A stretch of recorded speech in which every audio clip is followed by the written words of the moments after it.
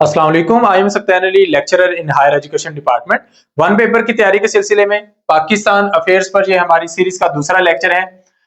One paper की तैयारी में आपको 10 सब्जेक्ट कवर करने होते हैं और बड़ी तरतीब से। तो हम अपने सेशन के जरिए पीडीएफ नोट्स प्रोवाइड करते हैं, आप लोगों के टेस्ट कंडक्ट करवाते हैं ताकि आप लोगों की मैक्सिमम प्रैक्टिस हो और फिर उस पर टेस्ट डिस्कशन और फीडबैक आता है। तो उसके लिए हमारे नए सेशन का आगाज कर दिया गया है। सेशन को ज्वाइन करने के लिए आप डिस्क्रिप्शन में दिए गए नंबर पर राब्ता कर सकते हैं। आज के इस लेक्चर में हम दो चीजें डिस्कस करेंगे। एक तो पाकिस्तान के नेशनल सिंबल्स को डिटेल में डिस्कस करेंगे और दूसरी चीज हम डिस्कस करेंगे पाकिस्तान के कुछ शहरों के पुराने नाम। तो ये चीजें चूंकि एमसीक्यूज के पॉइंट ऑफ व्यू से इंपॉर्टेंट है तो डेफिनेटली हमने इनको तैयार करना है। तो सबसे पहला जो हमारा सिंबल है that is our national flag, Pakistan का कौमी झंडा। तो 11 अगस्त 1947 को हमने इसे अडॉप्ट किया, इसको डिजाइन किया अमीरुद्दीन किदवाई ने। और इसके जो कलर्स की बात करें तो डार्क ग्रीन जो है ये ज्यादा रीजन है और व्हाइट जो है ये थोड़ा है। व्हाइट आप कह सकते हैं कि 1/4 पार्ट है, जबकि जो डार्क ग्रीन वाला पार्ट है वो ज्यादा है। जो ये ग्रीन रीजन है ये मुस्लिम्स को शो करता है, मुस्लिम अक्सरियत को, जबकि जो व्हाइट रीजन है ये हार्मनी को शो करता है कि हम किस तरह रवादारी के साथ रह रहे हैं और हमारे यहाँ पर माइनॉरिटीज को भी वैसे ही राइट्स हासिल हैं जिस तरह मुस्लिम्स को। अगर डिजाइनिंग की बात करें तो ये सब्ज और सफेद जो रंग है इन पर व्हाइट क्रीसेंट यानी कि सफेद रंग का चांद बना है और 5 कोनों वाला सितारा बना है। क्रीसेंट प्रोग्रेस की निशानी है, ये भी आपने याद करना है।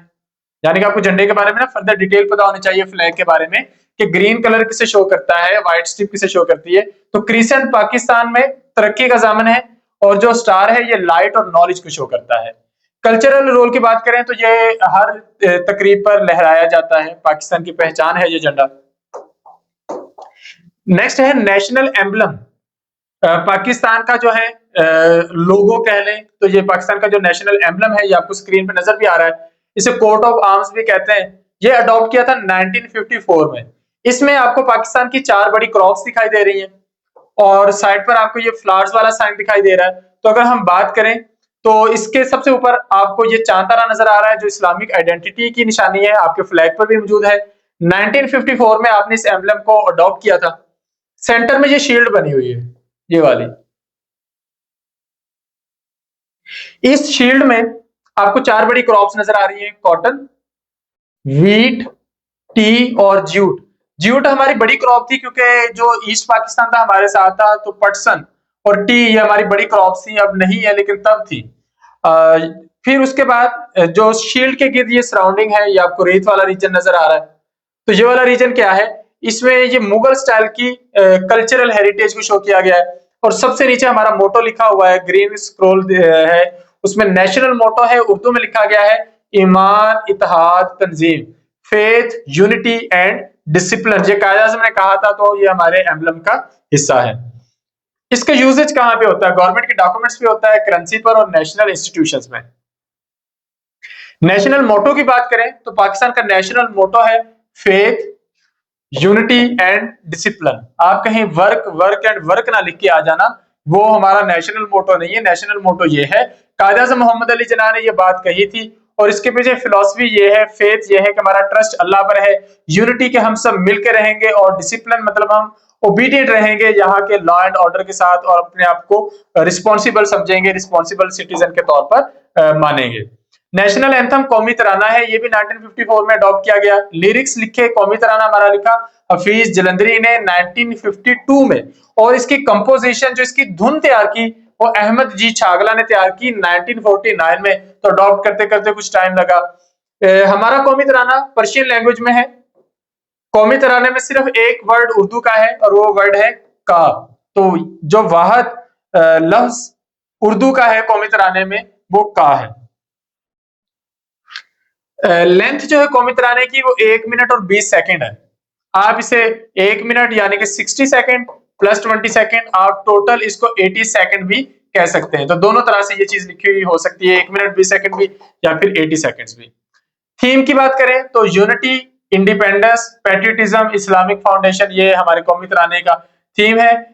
फन फैक्ट यहाँ पर यह है कि 20 से ज्यादा म्यूजिकल इंस्ट्रूमेंट जो होते हैं वो इसके लिए यूज किए जाते हैं, इसको इसकी धुन में।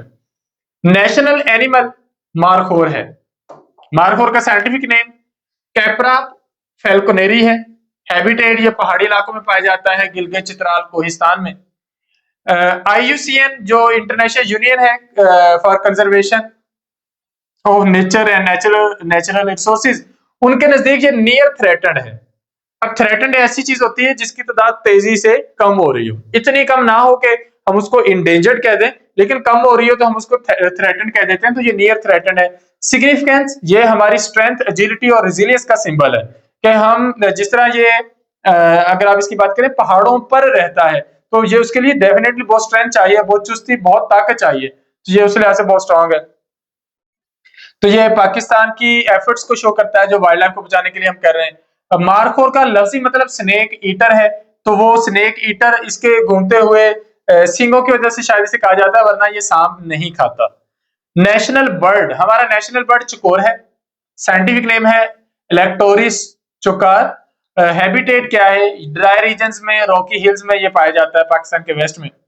कल्चरल सिग्निफिकेंस क्या है, यह है symbol of love and passion in Urdu and Persian poetry, और इसके बारे में कहानियां मशहूर है कि जो चकोर है ये चांद से बहुत मोहब्बत करता है, चांद को देखता है, तो इस पर सॉन्ग्स वगैरह भी बने हुए हैं। अपीयरेंस की बात करें तो ग्रे बॉडी है, ब्लैक नेकलेस है इसके नेक पर, और रेड बीक होती है, सुर्ख चोंच होती है और लेग्स भी,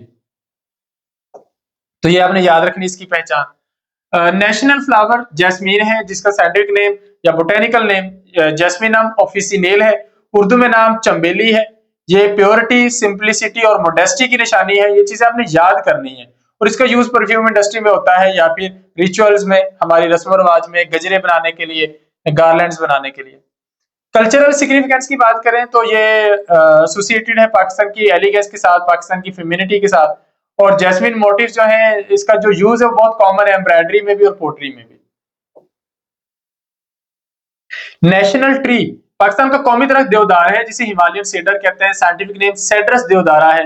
ये पाकिस्तान के नॉर्दर्न माउंटेन यानी कि स्वात, दीर, मरी, गिलगित, अगर हम मरी वाली साइड पे जाएंगे ये आपको नजर आ जाएगा। इसको उर्दू में देवदार कहते हैं। सिंबल क्या है, ये भी स्ट्रेंथ का, परमानेंस का और ब्यूटी ऑफ नेचर का, इसकी जड़ें बड़ी मजबूत होती हैं, तो उस लिहाज से आप इसे स्ट्रॉन्ग कह सकते हैं। देवदार का मतलब है डिवाइन ट्री, ये संस्कृत जुबान से वर्ड आया है। इन्वायरमेंटल रोल ये है कि इसकी लकड़ी की बड़ी अहमियत है, शेड ट्री भी है, मेडिसिनल यूजेस भी है। इकोलॉजिकल इंपॉर्टेंस की बात करें तो ये ज्यादा अरसे तक चलता है, कोल्ड रेजिस्टेंट है तो पहाड़ी इलाकों में कामयाब है, और हाई अल्टीट्यूड कॉनिफर है, कॉन्स इस पर लगती हैं। ये चलगोजे का कजन प्लांट भी है, आप कह सकते हैं। नेशनल स्पोर्ट्स में फील्ड हॉकी हमारी नेशनल स्पोर्ट है। ऑफिशियल स्टेटस जो है वो डिक्लेयर्ड किया गया है इसे नेशनल स्पोर्ट का। अचीवमेंट्स क्या है, ओलंपिक गोल्ड पाकिस्तान ने 3 जीत रखे हैं फील्ड हॉकी में, 1960 में, फिर 8 साल के बाद 1968 में, फिर 16 साल के बाद 1984 में, और पाकिस्तान ने 4 वर्ल्ड कप जीत रखे हैं, 1971, 1978, 1982, 1994। तो आप देख सकते हैं कि 1960s से लेकर 1980s तक ये हम 6 इवेंट जीत चुके थे, और फिर एक इवेंट जो है वो जीतने के लिए हमें 10 साल इंतजार करना पड़ा। तो 1960s टू 80s को पाकिस्तान हॉकी का गोल्डन एरा भी कहा जाता है, ये भी याद कर लीजिएगा। करंट स्टेटस क्या है कि पाकिस्तान में फंडिंग इश्यूज हैं, हॉकी को हमने बस एक पुश डाल दिया, एक तो आवाम की दिलचस्पी इसमें कम होगी है, गवर्नमेंट ने मैदान ज्यादा आबाद नहीं किए जितने करने चाहिए थे, फिर और इस पर इतना पैसा भी नहीं लगाया जा रहा, तो पाकिस्तान के जहाँ बहुत सारे शोबे जवाल में है तो हॉकी भी जवाल में है। अब क्रिकेट डोमिनेंट है, लोग पसंद भी करते हैं, गली में भी खेल सकते हैं, उसके लिए ग्राउंड ना भी हो तो गुजारा हो जाता है। तो लिगेसी क्या है, ये पाकिस्तान का अभी भी फखर का सिंबल है, पाकिस्तान अभी भी इस खेल पे प्राउड फील कर सकता है, स्क्वैश पर, हॉकी पर। नेशनल फिश की बात करें तो महासीर जो है, महाशीर जो है, ये पाकिस्तान की कौमी फिश है, साइंटिफिक नेम है टोर प्यूटिटोरा, जिसे गोल्डन महाशीर भी कहते हैं। लोकल नेम्स में महाशीर भी है, महाशीर मछली भी है। हैबिटेट ये फ्रेश वाटर में पाई जाती है, तो जहां पर ताजा पानी होंगे वहां पर होगी। सिग्निफिकेंस की बात करें तो इसे टाइगर ऑफ द रिवर भी कहते हैं, इसकी स्ट्रेंथ और साइज की वजह से। महाशीर का मतलब भी बड़ी मछली होता है, महा बड़ी को कहते हैं, शीर मछली को कहते हैं। इंपॉर्टेंट है ये स्पोर्ट फिशिंग के लिए। कंजर्वेशन स्टेटस ये है कि पाकिस्तान में ये कम हो रही है ओवर फिशिंग की वजह से, तो लोकल फिशिंग लोर जो है या इको टूरिज्म है, वहां पर ये बहुत अट्रैक्टिव काउंट होती है।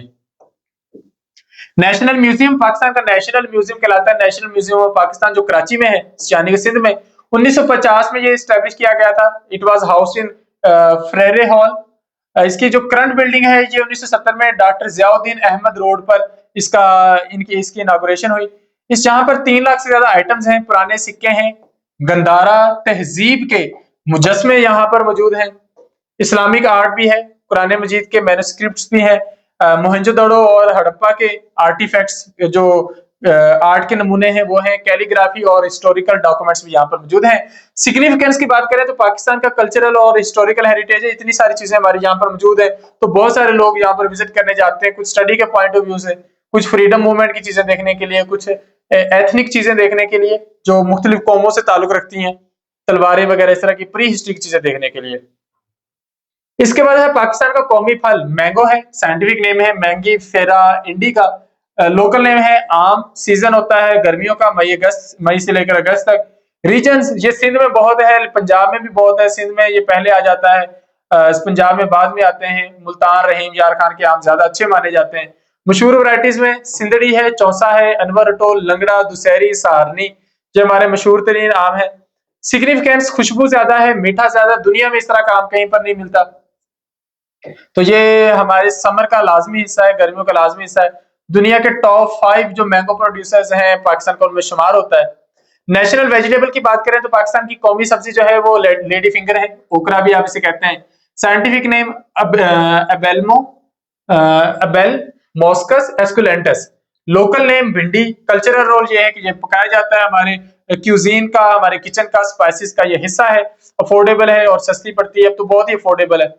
ये फाइबर में रिच है, विटामिन सी और के इसके अंदर ज्यादा है, कैलोरीज कम होती है, इसलिए सेहत के लिए तो बहुत अच्छी है। एग्रीकल्चरल पॉइंट ऑफ व्यू से ये पंजाब और सिंध में बहुत ज्यादा काश्त की जाती है। फन फैक्ट, इसे लेडी फिंगर कहा जाता है क्योंकि ये बहुत बारीक सी होती है। सिंबल किस चीज का है? सादगी का, एवरीडे लाइफ का, एग्रीकल्चर का। तो ये एक चीज कंप्लीट होगी। अब दूसरी चीज की तरफ आते हैं, यहाँ पर नेशनल सिंबल्स हमने काफी हद तक कंप्लीट किए हैं। नेक्स्ट है old names of different cities of Pakistan, Pakistan के मुख्तलिफ शहरों के पुराने नाम। तो इस्लामाबाद ये एक ऐसा शहर है जो हमने आबाद किया है, खुद बसाया है। तो पहले ये एक छोटा सा एरिया था जिसे राजशाही का नाम दिया जाता था। जैकबाबाद पुराना नाम है खानगढ़, तो जैकबाबाद मिस्टर जैकब के नाम पर है। तो हमारे मुल्क में बहुत सारे शहरों के नाम अंग्रेजों के नामों पर रखे गए थे, लाइक मिंटगुमरी जो है ये नाम था, मोंटगुमरी साहिवाल का था। अच्छा, मुस्लिम बाग इसका पुराना नाम हिंदू बाग। पाकतन इसका पुराना नाम अजूदन है, अजूदनपुर भी कहते हैं। तो हजरत बाबा फरीद के जमाने से इसको पाक पतन कहा जाता है। सवाद, सवाद जो है इसका पुराना नाम रोडायना है। अटक का पुराना नाम कैम्बलपुर है, सर कोलिन कैम्बल के नाम पर अब इसे अटक कहा जाता है। योग का पुराना नाम फोर्ट सैंडमैन है, तो इसको भी आबाद किया गया बाद में, ये एक कला ही था, फोर्ट सैंडमैन के नाम से जाना जाता था। नवाब शाह, इसको बेनजीराबाद का नाम दे दिया गया है 2008 में। बिन कासिम का पुराना नाम पिपरी है। चार सद्दा का पुराना नाम पुश कलावती है, ये हिंदू नेम है। फैसलाबाद का पुराना नाम मिस्टर जेम्स लॉयल के नाम पर लैलपुर है, जिसने इसको प्रॉपर्ली एक ऑर्गेनाइज सिटी की आप कह लें कि शक्ल दी।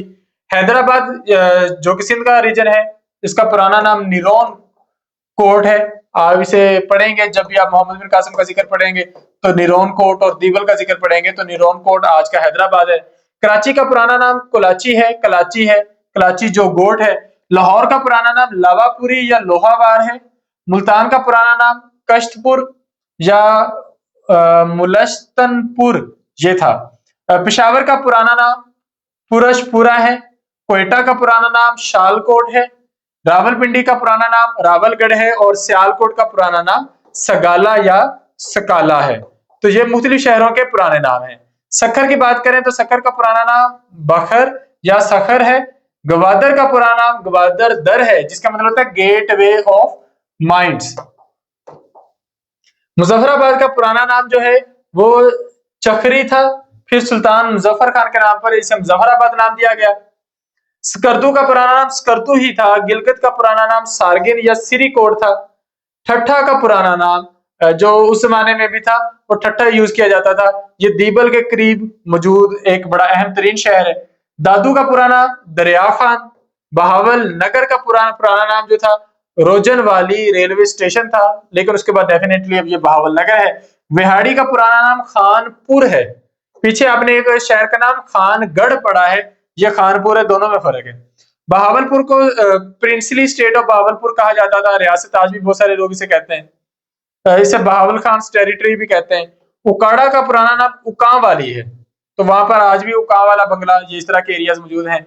मियाँ वाली का पुराना नाम मियाना है। तो ये थे मुख्तलिफ शहरों के नाम जो कि हमने इस लेक्चर में डिस्कस करने थे। तो इस लेक्चर का हमारा मकसद पूरा हो गया कि एक तो हमने पुराने शहरों के नाम डिस्कस कर लिए, फिर पाकिस्तान के नेशनल सिंबल्स डिस्कस कर लिए। मैं अगेन बताता चलूं कि वन पेपर के लिए ये सीरीज तैयार हो रही है। वन पेपर की तैयारी के लिए आप लोग हमारा नया सेशन ज्वाइन कर सकते हैं। नए सेशन को ज्वाइन करने के लिए आप डिस्क्रिप्शन में दिए गए नंबर पर रब्ता कर सकते हैं। Thank you, Allah Hafiz.